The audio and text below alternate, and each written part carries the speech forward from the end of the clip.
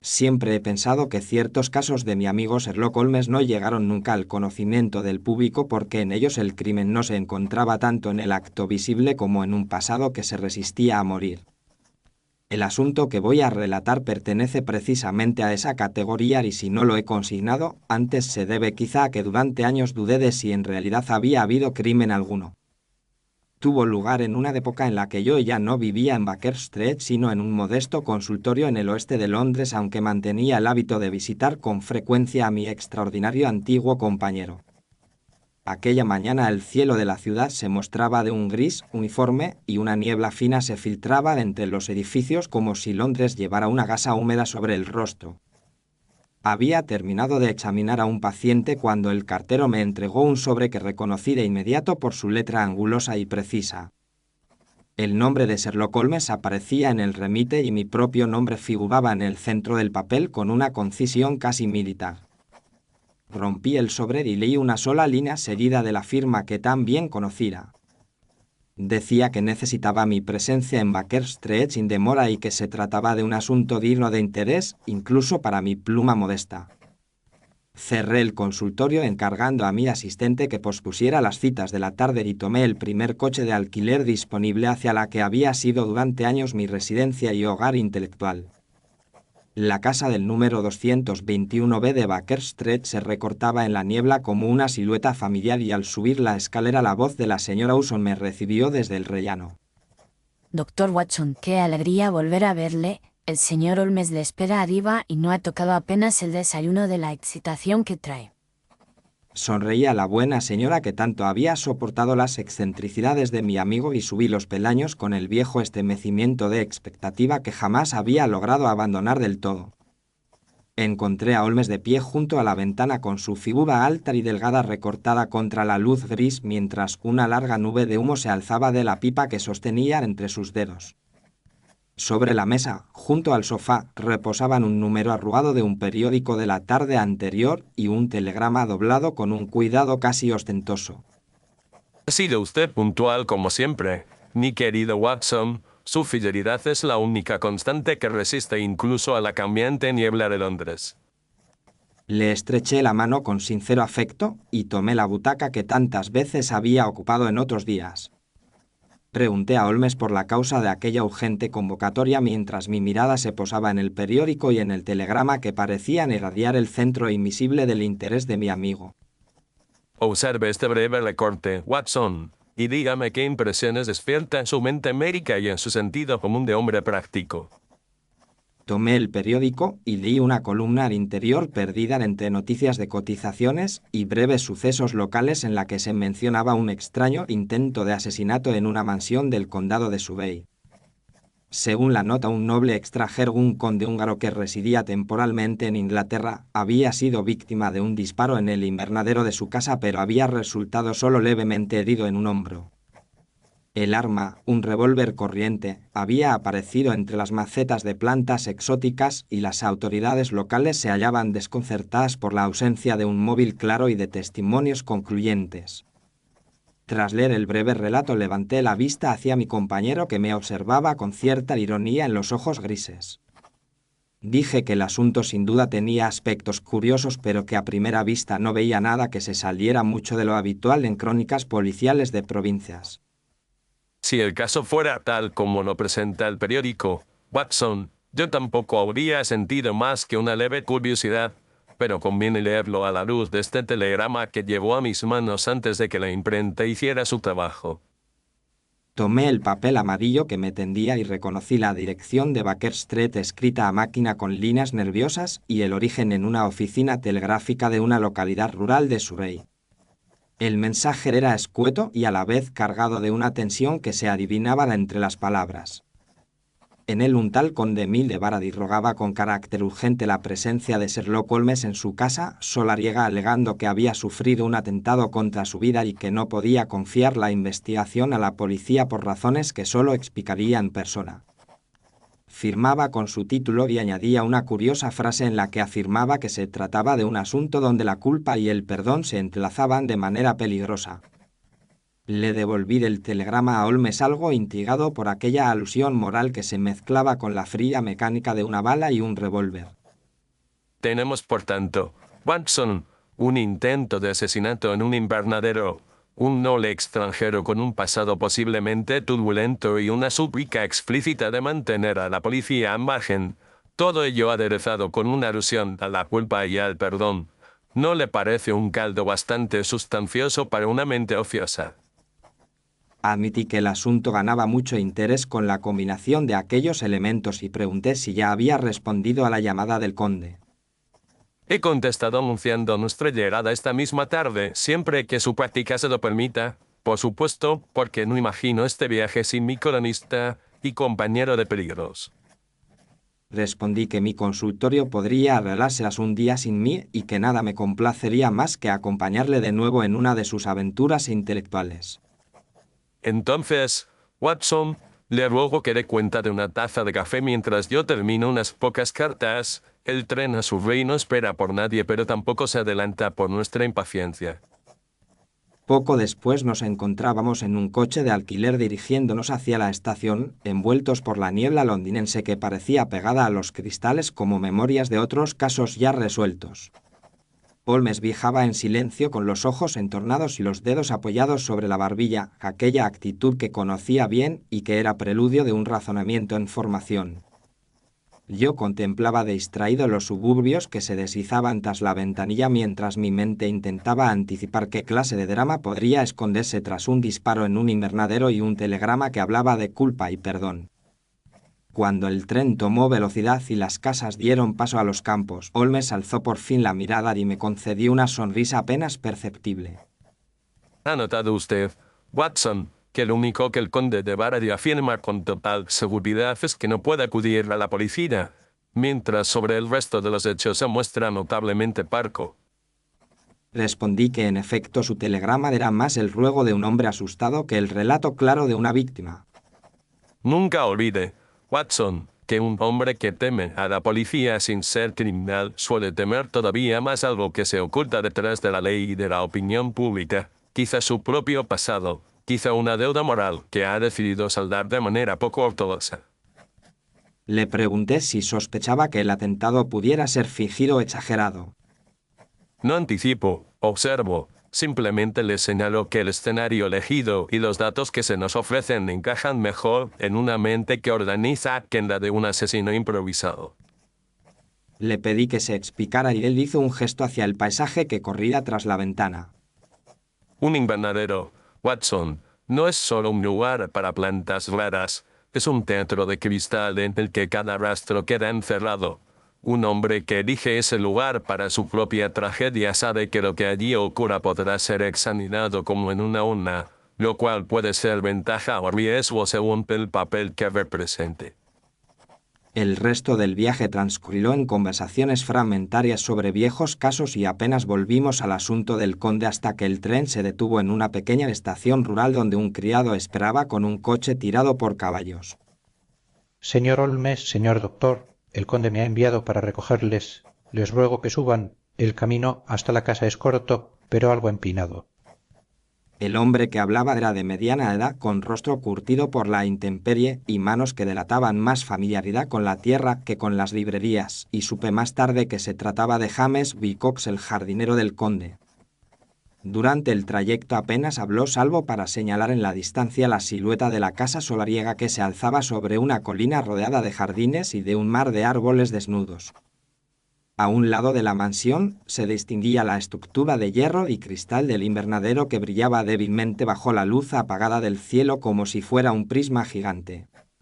El conde de Baradi nos recibió en la puerta principal. Era un hombre de unos 50 años de edad, alto, de cabello ya gris en las sienes, rasgos nobles marcados por una expresión de melancolía que no conseguía esconderse tras la cortesía de sus modales. Señor Holmes, doctor Watson, les agradezco desde lo más hondo que hayan atendido mi llamada. He oído hablar de sus capacidades desde mi país y mi única esperanza era que aceptaran ocuparse de este desgraciado asunto. Holmes le estrechó la mano con una inclinación de cabeza que en él equivalía a una reverencia. Le ruego que no exagere mis méritos, conde, pero sí confieso poseer cierta curiosidad y ella ha sido siempre mi amo más exigente. Reparé en que el brazo derecho del conde estaba vendado a la altura del hombro y que se movía con cierta rigidez, señal evidente de la herida mencionada en el periódico. Permítanme conducirlos al salón. Allí podré explicarles con algún orden lo sucedido antes de que les muestre el lugar del atentado. Temo que mi relato será algo confuso porque mis nervios no han conocido reposo desde anoche. El salón era amplio y estaba decorado con gusto sobrio. En una mesa próxima a la chimenea vi varios tiestos con pequeñas plantas de hojas brillantes que parecían recién trasladadas del invernadero, como si el conde quisiera tener cerca un fragmento de aquel microcosmos. Una joven de luto discreto se levantó al vernos entrar y el conde nos la presentó como su sobrina Clara, la única pariente que residía con él en Inglaterra. Es un honor conocerles, señores. Mi tío les espera con una mezcla de esperanza y temor que nunca le había visto mostrar antes y ruego que puedan ayudarle. La muchacha tenía unos ojos serenos y un porte digno que me hicieron pensar que no era ajena a las preocupaciones de la casa. Otro hombre se mantenía en un segundo plano junto a una estantería de lado, de rostro pálido y bigote recortado, y el conde lo presentó como Miklós Karadi, su antiguo secretario y compañero de exilio. Estoy al servicio del conde desde hace muchos años, y si mi memoria y mis papeles pueden ser de utilidad para su investigación, los pongo enteramente a su disposición. Nos sentamos y el conde respiró hondo antes de empezar a hablar como un hombre que se dirige a un tribunal que no es de este mundo sino de la razón y de la conciencia. Anoche, señores, poco después de las 10, me hallaba solo en el invernadero examinando unas orquídeas que acaban de llegarme de un vivero de Londres. Llevaba conmigo una pequeña lámpara y me encontraba en la mesa de trabajo cerca del centro de la sala. Sin previo aviso se oyó un disparo tan cercano que me pareció que el trueno hubiera estallado bajo el cristal. Sentí un golpe ardiente en el hombro y caí de rodillas entre las macetas. Cuando recuperé la luz vi que la bala había destrozado parte de una estantería y que el cristal de uno de los paneles mostraba una grieta. A mis pies había un revólver que no es de mi propiedad porque nunca he tenido armas de fuego en esta casa. Grité y el jardinero Wilcox acudió casi al instante seguido de mi secretario. Luego vino mi sobrina y al cabo el médico del pueblo que fue llamado con urgencia. No vi al agresor. No sé de dónde pudo venir el disparo. Solo sé que alguien ha decidido matar a un hombre que ya lleva encima bastante sangre ajena, aunque el mundo no lo sepa. El conde se llevó la mano libre a la frente y cerró los ojos como si aquel reconocimiento hubiera escapado contra su voluntad de entre los pliegues de su alma. Habla usted de sangre ajena, conde, y sin embargo la policía inglesa nada sabe de crimen alguno en el que su nombre haya aparecido. ¿Qué clase de deuda es la que pesa sobre su conciencia? Es una deuda antigua, señor Holmes, de los días en que Hungría ardía en revueltas y un joven ambicioso podía salvar su carrera señalando a otro hombre en la oscuridad. Pero no deseo mezclar ese pasado con lo que nos ocupa porque ni siquiera estoy seguro de que el atentado tenga que ver con él. Sin embargo, usted se apresuró a pedirme ayuda y al mismo tiempo a mantener a la policía al margen, lo cual indica que teme tanto a la luz oficial como al enemigo que pueda acechar en su jardín. Temo sobre todo que si la policía comienza a escarbar en mi vida acabe por descubrir un episodio que la justicia de mi país dejó atrás, pero que ni el tiempo ni Dios me han permitido olvidar, y al mismo tiempo siento que no debo callar este ataque porque sería una cobardía añadida. La sobrina Clara se inclinó hacia su tío con un gesto de preocupación mientras el secretario apartaba la mirada hacia la ventana como si conociera más de lo que deseaba declarar ante nosotros. Le prometo, conde, que durante al menos unas horas su pasado quedará en suspenso en mi cabeza como una hipótesis y no como un veredicto. Por ahora me interesa el presente. Le ruego que nos guíe al invernadero y que nadie lo pise antes de que yo tenga ocasión de examinarlo con calma. Nos levantamos y seguimos al conde a través de un corredor que daba a la parte trasera de la casa donde una puerta acristalada conducía a un pasillo cubierto y de allí a la estructura del invernadero. El lugar era de una belleza casi ideal, largas hileras de plantas exóticas se extendían bajo la bóveda de cristal, el aire estaba cargado de humedad y de un perfume vegetal que hacía olvidar por un instante que allí se había derramado sangre. En el centro se encontraba una mesa de trabajo de madera con tiestos, herramientas y frascos de abono, y cerca del extremo de la mesa vi el rastro oscuro de la sangre del conde sobre las losas. En el suelo, entre dos macetas, descansaba un revólver de metal oscuro con el tambor abierto como si alguien lo hubiera dejado caer de manera precipitada. No lo toque, Watson. Cada mota de polvo que lo rodea puede contarnos una historia más veraz que cualquier memoria agitada. El conde se mantuvo a distancia mientras Holmes se inclinaba sobre el arma y la recogía con un pañuelo, examinando el tambor, el cañón y la culata con su lupa. Revólver de fabricación inglesa, calibre corriente, ha sido limpiado hace poco pero no por manos expertas, porque aún quedan restos de aceite en zonas poco visibles. Se han disparado al menos 2 balas durante los últimos días, aunque solo faltó una del tambor. Mientras Holmes se ocupaba del arma, yo inspeccioné la madera de la estantería próxima y encontré una muesca profunda donde la bala había penetrado astillando la superficie. Levanté una astilla con cuidado y llamé a Holmes, que se acercó con interés. Le mostré la deformación de la madera y la pequeña porción de plomo incrustada que delataba el punto de impacto. Observe la dirección de la penetración, Watson. El disparo partió de una posición muy próxima a la mesa y con un ángulo que indica que el tirador se encontraba casi frente a ella. Esto reduce considerablemente los posibles escondites de un asesino. Holmes alzó luego la vista al techo y a los paneles de cristal donde una grieta de unos 20 centímetros dibujaba un arco irregular. ¿Quién reparó este cristal, conde? Veo marcas de una puty reciente en los bordes, aunque el vidrio no haya sido sustituido por completo. Fui yo, señor. El cristal se había rajado unos días antes por el peso de una rama y lo aseguré con una masilla para que no se cayera. Yo mismo se lo dije al conde antes de la cena de ayer. Holmes dirigió su mirada al jardinero, que había permanecido silencioso a unos pasos. Luego volvió a examinar la grieta. La trayectoria de la vara no coincide con el daño que se ve en el cristal, lo cual es interesante, pero por ahora registraré la observación sin extraer conclusiones, porque el invernadero puede ser un guardián engañoso de sus secretos. Tras concluir su examen inicial, regresamos al salón donde Holmes pidió que todos los habitantes de la casa se reunieran para responder a unas preguntas sobre los hechos de la víspera. La sobrina Clara, el secretario Carady y el jardinero Wilcox tomaron asiento junto a nosotros mientras un par de criados observaban desde la puerta con curiosidad inquieta. Les ruego que me perdonen si soy meticuloso, señores, pero las horas en que alguien pretende matar a un hombre deben estar tan claras como las piedras de un reloj. Empezaremos por usted, conde, y luego oiré a cada uno.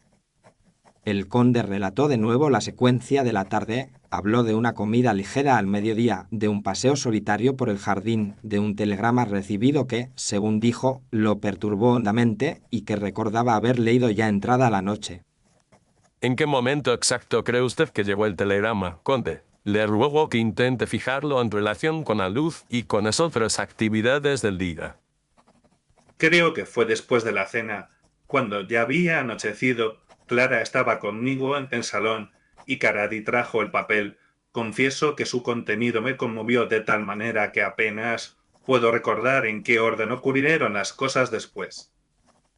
Clara confirmó con timidez la impresión de que el telegrama había llegado tarde, cuando el crepúsculo se había cerrado sobre la casa y ya se habían encendido las lámparas. Recuerdo que mi tío se puso muy pálido al leerlo y que no quiso decirme de qué se trataba. Solo pidió quedarse solo un momento y luego anunció que iba al invernadero a despejar la mente. El secretario, por su parte, afirmó que había acudido al pueblo por la tarde para resolver unos asuntos de correspondencia y que, al regresar, encontró al conde con el telegrama en la mano y un temblor visible en la voz. Yo le rogué que dejara para la mañana siguiente cualquier decisión que ese mensaje pudiera exigir, pero insistió en que necesitaba aire y que las plantas eran mejor compañía que las paredes del salón. El jardinero indicó que había estado reparando el cristal del invernadero antes del ocaso y que, una vez terminada la tarea, cerró la puerta y se retiró a su cuarto contiguo a los cobertizos. Yo solo volví a entrar en el invernadero cuando oí el disparo, señor Holmes. Entonces corrí lo más rápido que pude y vi al conde en el suelo y al revólver tirado junto a la mesa. Juro que nunca antes había visto esa arma. Holmes escuchó todas aquellas declaraciones con los ojos entornados y los dedos de ambas manos unidos por las puntas en su actitud característica de atención extrema. Muy bien, por ahora bastará, pero les pediré un servicio más exacto dentro de unas horas. Necesito que cada uno redacte por escrito y por separado una lista de los acontecimientos de los 2 últimos días con las horas aproximadas en que creen que ocurrieron. No deben consultarse entre ustedes y deberán entregar sus notas a mi amigo el Dr. Watson. Hubo un murmullo de sorpresa ante aquella petición, pero el conde intervino con autoridad diciendo que todos debían obedecer en beneficio de la claridad. Si el señor Holmes cree que esa minuciosidad es necesaria, tendrán que soportarla. Mi vida lleva demasiado tiempo envuelta en sombras como para que ahora nos permitamos descuidos. Cuando la reunión terminó, el conde pidió hablar a solas con Holmes y conmigo en su despacho, un cuarto austero con un gran mapa de Europa en la pared y varias carpetas de documentos encuadernadas con esmero. Señor Holmes, quiero que vea usted por sí mismo el telegrama que recibí porque sospecho que es el verdadero origen de todo, aunque la relación no sea evidente.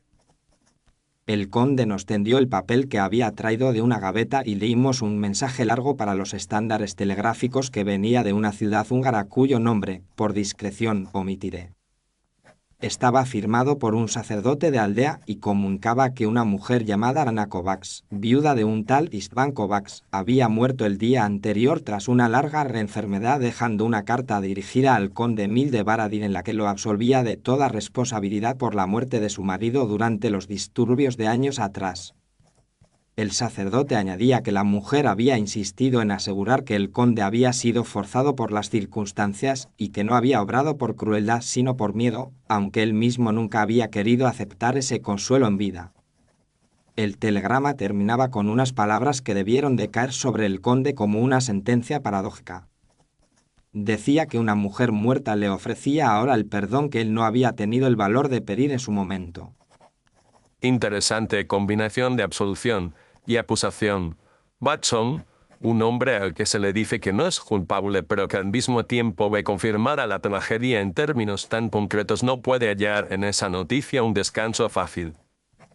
Esa mujer fue la esposa del hombre que murió por mi culpa. Señor Holmes, yo pude haber hablado, pude haber señalado al verdadero responsable, pero me callé para salvar mi carrera y mi posición. La justicia de mi país no me tocó, pero la conciencia no ha cesado de hablarme desde entonces. No hay día en que no vea su rostro, y ahora que ella ha muerto extendiendo una mano de perdón desde la tumba, mi culpa ha adquirido un peso casi insoportable porque siento que he recibido una gracia inmerecida que no sé cómo aceptar.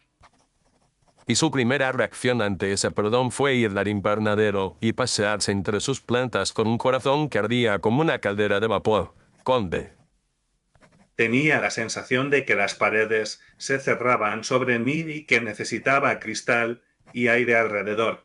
Mi única compañía fiel en estos años han sido estas criaturas vegetales que no juzgan ni recuerdan. Durante un momento nadie habló, solo se oyó el crepitar del fuego en la chimenea y el leve tic-tac de un reloj de sobremesa. Dígame, conde, ¿ha pensado en entregarse a la justicia de su país para aclarar ese viejo asunto? Ahora que la viuda ha muerto y ya nada puede remediarse salvo quizá algún consuelo para su alma.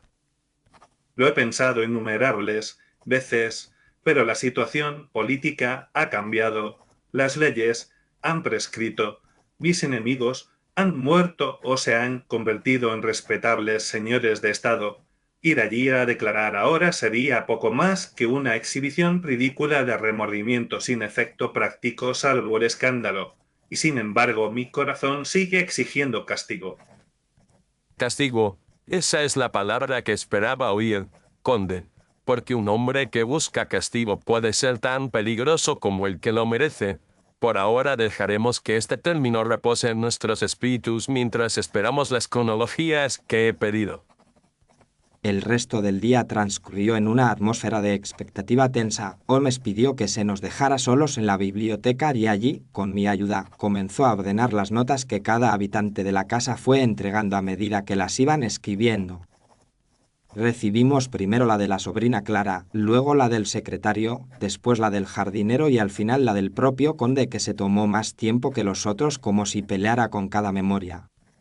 Holmes las numeró y las dispuso sobre la mesa como quien coloca piezas de ajedrez antes de iniciar una partida complicada.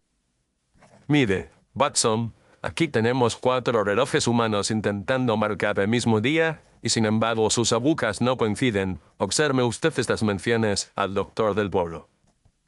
Leí que, según Clara, el médico había sido llamado después del disparo y había llegado ya cerrada la noche, mientras que el secretario situaba la visita en la misma franja horaria, pero añadía un detalle que me hizo fruncir el ceño.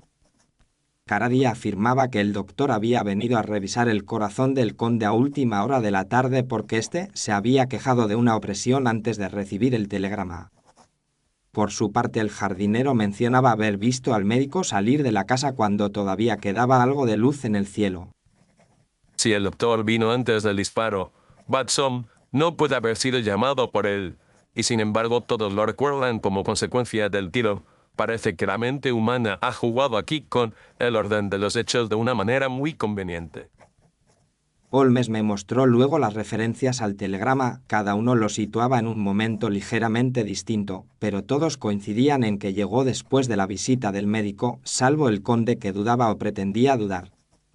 Supongamos por un momento que el telegrama llegó en realidad varias horas antes de lo que todos creen, que fue leído, releído, que ardió en el espíritu del conde durante buena parte de la tarde y que la visita de médico nada tuvo que ver con el disparo. ¿Qué cambia eso, Watson?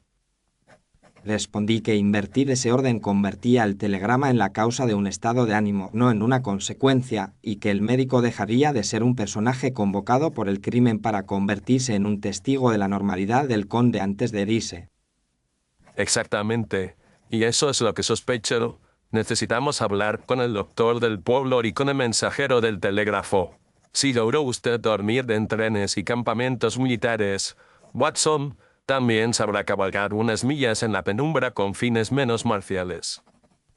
Pocas horas después, montados en un pequeño coche de caballos proporcionado por la casa, nos dirigimos a la próxima aldea donde el médico tenía su consulta y el telégrafo compartía edificio con la oficina de correos.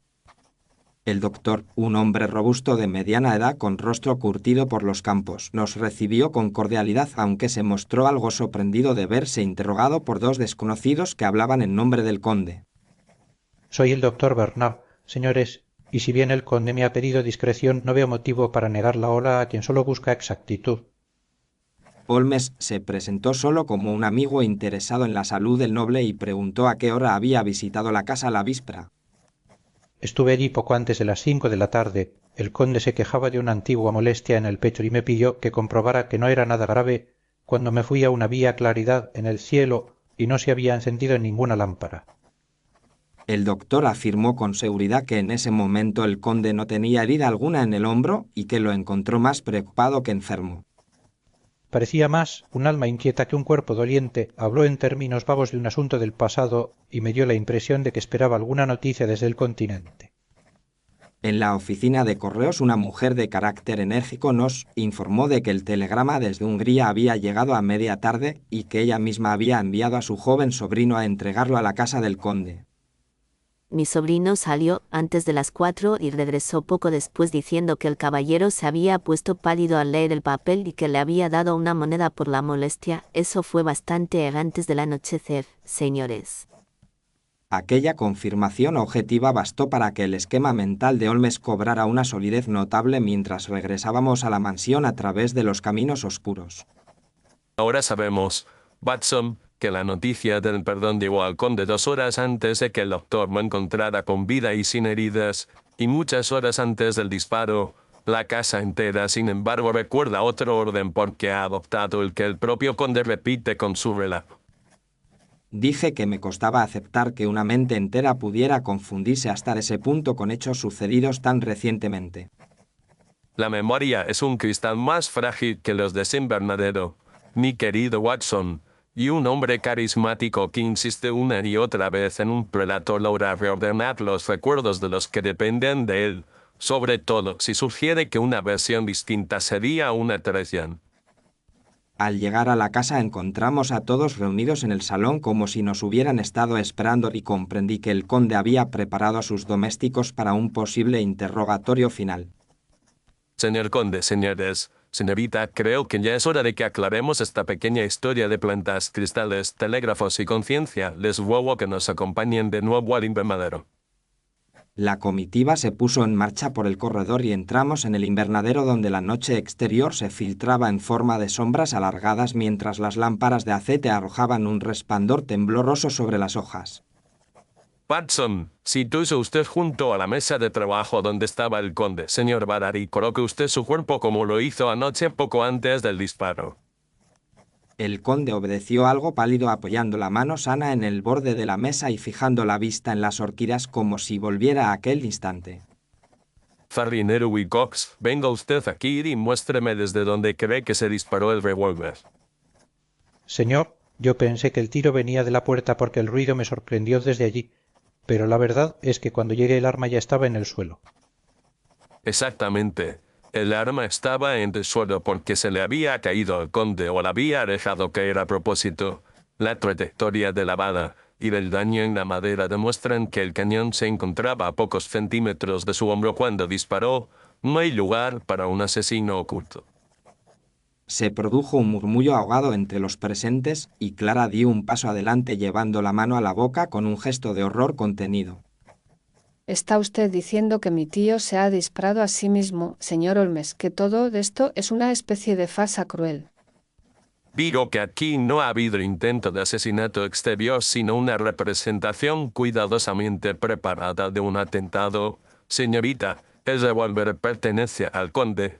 Fue limpiado y manipulado antes del hecho, y el cristal se bajó días antes de manera que pudo ser usado como un decorado sin relación real con la vara. Eso es falso, señor Holmes. Yo no he manejado armas desde que era joven. No poseo revólver alguno. Juro que alguien ha querido matarme. Su juramento pesa poco frente a la evidencia, conde. El armero de la aldea ya me ha dicho que hace años le envió un revólver como este a un caballero extranjero que coincide con su descripción y que posteriormente recibió una suma adicional para limar ciertas marcas de fábrica. El arma solo dejó de estar en su poder cuando usted decidió arrojarla al suelo para que pareciera ajena. El rostro del conde se tornó ceniciento y sus labios se apretaron en una línea dura, la mano que apoyaba en la mesa tembló visiblemente. Usted recibe un telegrama que le anuncia el perdón de la viuda del hombre cuya muerte pesa sobre su conciencia y en lugar de encontrar en él la paz decide buscar el castigo que las leyes ya no le pueden imponer. No se atreve a cruzar la frontera para declararse culpable ante un tribunal que quizá ni siquiera aceptaría su confesión, pero sí concibe la idea de provocar un escándalo en tierra inglesa, un falso atentado, un revólver misterioso, un noble herido en su propio invernadero, todo ello suficiente para que los periódicos se llenen de su nombre manchado.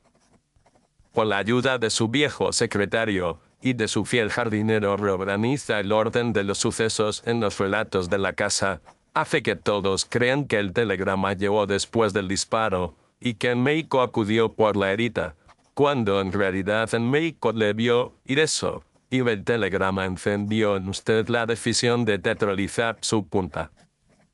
Señor Holmes, no es así. Yo solo quise proteger la salud del conde. Sus nervios estaban destrozados. Creí que exageraba cuando habló de castigo. Pensé que simular un accidente bastaría para aliviar su espíritu. Se equivoca, señor Tarari, no exagero ni un ápice. Usted sabía perfectamente lo que el conde pretendía y decidió ayudarlo porque su lealtad fue más fuerte que su juicio. Pero esa lealtad no legitima el engaño. Yo solo aseguré el cristal y corrí cuando oí el tiro, señor. No quería que nadie muriera en ese invernadero que es casi mi casa. Nadie ha muerto gracias a que el conde se conformó con una herida superficial, calculó el ángulo, tomó el arma con el brazo extendido y disparó de manera que la bala le rozara el hombro y se clavara en la madera. El resto era cuestión de sangre, gritos y una narrativa repetida. Clara miró a su tío con ojos llenos de lágrimas y dio un paso hacia él como si temiera que se despomara. Tío Emil, dígale que miente, por favor, dígame que no ha hecho algo tan terrible por culpa de un recuerdo. No puedo creer que haya jugado así con su vida y con la nuestra. Clara, hija mía, yo solo quería pagar lo que debía. Ninguna vida puede construirse sobre una mentira sin pagar un precio al final. Si Dios quiso mandarme el perdón a través de la muerte de esa mujer, yo sentí que debía responder de alguna manera. Y su manera fue fabricar un crimen donde no lo había para atraer sobre usted la mirada acusadora del mundo. Ese es el punto exacto en que la culpa legítima se convierte en un nuevo pecado, conde. El silencio que siguió aquellas palabras fue tan denso como el aire húmedo del invernadero, solo se oía el goteo de alguna tubería y el crujido ocasional de la estructura de hierro. No tengo autoridad legal para obligarle a hacer nada, conde, pero tengo la obligación moral de no permitir que se continúe este engaño. Mañana mismo escribiré a los periódicos para corregir la versión sensacional que ya se ha difundido y me negaré a colaborar con cualquier investigación que parta de una mentira.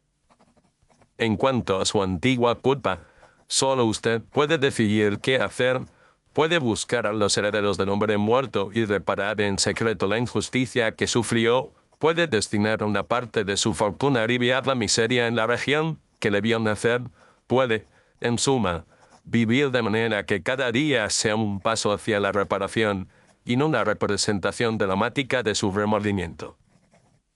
¿Y no cree usted, señor Holmes, que debería entregarme públicamente por aquel viejo crimen, aunque la justicia no sepa ya qué hacer conmigo? Si busca usted consejo espiritual, conde, no soy sacerdote. Solo le diré que hay confesiones que alivian al culpable pero que no aportan nada a los inocentes. A veces es más valioso reparar en silencio que clamar desde los tejados, pero esa decisión pertenece a su conciencia y no a mi cerebro. La sobrina Clara apoyó la mano en el brazo de su tío con un gesto decidido que revelaba una fuerza de carácter quizá heredada de la misma sangre que lo atormentaba. Tilo, si hay algo que reparar lo haremos juntos y lo haremos lejos de los periódicos. Si el señor Holmes nos dice que su plan solo iba a traer más sufrimiento y ningún bien, le ruego que lo abandone. El viejo secretario Carady inclinó la cabeza como si aceptara aquella nueva dirección con más alivio que resistencia. Señor conde, quizá es hora de que nuestra lealtad se exprese de otra forma. Hemos intentado durante años guardar silencio, ahora tal vez nos corresponda hablar donde haga falta pero sin teatro. Holmes dio por terminada la escena con un gesto de la mano y nos retiramos del invernadero dejando al conde con su sobrina y su secretario entre las sombras verdes de sus plantas. Más tarde aquella noche, en nuestra habitación de huéspedes, me atrevía a preguntar a Holmes si no temía que el conde pudiera intentar de nuevo alguna maniobra peligrosa en su ansia de expiación. No la descarto por completo, Watson, pero creo que el encuentro de hoy ha cambiado algo en su espíritu. Por primera vez alguien le ha dicho que su culpa puede convertirse en otra culpa si la administra como un artista en lugar de aceptarla como un penitente. Además, no subestime la influencia de una sobrina inteligente y de un viejo amigo que por fin ha comprendido la diferencia entre servir a un hombre y servir a su mejor parte. Le pregunté si pensaba informar a la policía sobre la falsedad del atentado. No hay delito que perseguir salvo la manipulación de ciertos recuerdos, y eso no figura en ningún código. Watson, la autoridad que aquí está en juego no es la de la ley sino la de la verdad, y sobre ella ya hemos hablado lo suficiente en ese invernadero. Al día siguiente nos despedimos del conde de Baradi, que parecía haber envejecido varios años en una sola noche, pero cuyo rostro mostraba una serenidad resignada que no le había visto al llegar. Señor Holmes, doctor Watson, no sé si debo darles las gracias o reprocharles que me hayan quitado la máscara que con tanto cuidado había fabricado, pero quizá era necesario que alguien lo hiciera antes de que me perdiera del todo mi propio teatro. Las máscaras son útiles en el carnaval, conde, pero la vida diaria resulta peligrosa cuando uno olvida dónde termina el papel y empieza el rostro. Le deseo que encuentre una forma más útil de cargar con su pasado. Clara nos acompañó hasta el coche con ojos aún enrojecidos pero firmes. Haré cuanto pueda por convencerle de que su camino está en el bien silencioso y no en gestos desesperados, señores, y si alguna vez necesitan una amiga en esta casa pueden considerarme como tal. El jardinero Bicops inclinó torpemente la cabeza desde la puerta del invernadero y el viejo secretario nos observó desde una ventana con una expresión que mezclaba culpa y gratitud. El viaje de regreso a Londres transcurrió bajo un cielo más despejado, como si las nubes hubieran encontrado también alguna forma de disipar su peso. En el tren comenté con Holmes que aquel había sido uno de los pocos casos en que no había criminal externo, solo una culpa que intentaba castigarse a sí misma. No se equivoque, Watson, la culpa puede ser tan real como cualquier puñal y puede matar en silencio durante años. El hecho de que el conde no empuñara el arma contra otro no significa que no estuviera dispuesto a sacrificar la paz de los que le rodeaban en el altar de su propio remordimiento. Nuestro papel ha sido simplemente recordarle que la verdadera justicia no necesita escenografía y que la reparación se mide mejor en actos que en balas que apenas rozan la piel.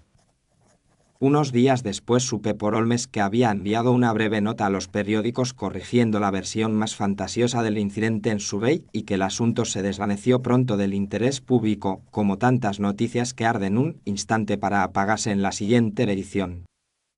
En cambio, para mí aquel caso se convirtió en una lección permanente sobre el modo en que la mente humana puede manipular no solo los hechos sino el orden en que los recuerda, en beneficio o perjuicio de su propia conciencia.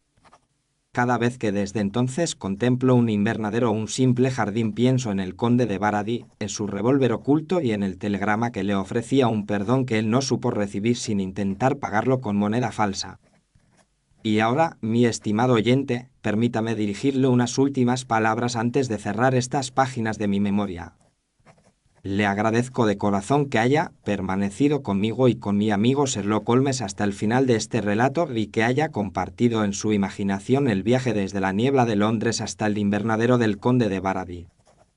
Si esta historia le ha resultado grata, intrigante o al menos digna de su tiempo, le invito a demostrarlo con un me gusta, con la suscripción al canal y con algún comentario en el que nos cuente qué le ha llamado más la atención del caso. Si desea apoyar nuestro trabajo de manera más directa, puede usar el código QR que verá en la esquina inferior derecha del vídeo, el enlace que encontrará en la descripción para realizar una pequeña donación que nos permita seguir dando voz a estos casos inéditos de Sherlock Holmes. En esos enlaces de la descripción descubrirá también otras obras de este canal que pertenecen a series muy distintas, con tonos y temas diversos que quizá le resulten tan interesantes como las aventuras de mi célebre amigo. Por mi parte me despido con gratitud y le ruego que nos acompañe de nuevo en la próxima ocasión en que algún asunto singular nos obligue a regresar juntos a Baker Street. Hasta entonces le deseo buena salud, buena suerte y noches llenas de historias dignas de ser escuchadas.